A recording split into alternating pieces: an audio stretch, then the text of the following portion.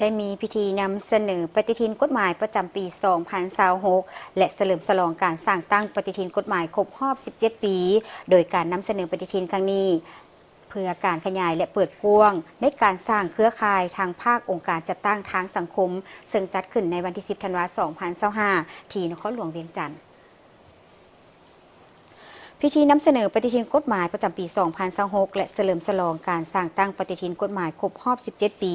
โดยการเป็นประธานร่วมของทานทัศพร บุษลิง หัวหน้าองค์การออกฟาร์มประจำลาว ทั้งเป็นประธานคณะซี่นำกลุ่มแลกเปลี่ยนข้อมูลเรื่องที่ดิน ทานสมเด็จแก้ววงศักดิ์หัวหน้าคณะนิติศาสตร์และรัฐศาสตร์มหาวิทยาลัยแห่งชาติมีครูร่วมงานและภาคส่วนเกี่ยวข้องเข้าร่วมในโอกาสนี้ทานประธานกองประชุมได้ยกให้เห็นเนื้อในความหมายความสำคัญและผลสำเร็จในการพัฒนาผลิตและนำใช้ปฏิทินกฎหมายในระยะผ่านมา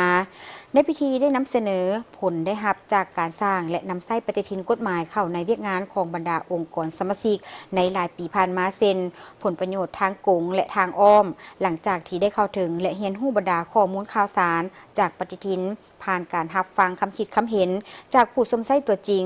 ทั้งระดับองค์กรและต่างหน้าจากชุมชนและครูร่วมงานภาครัฐรวมทั้งสถาบันการศึกษาทั้งศูนย์กลางและท้องถิ่น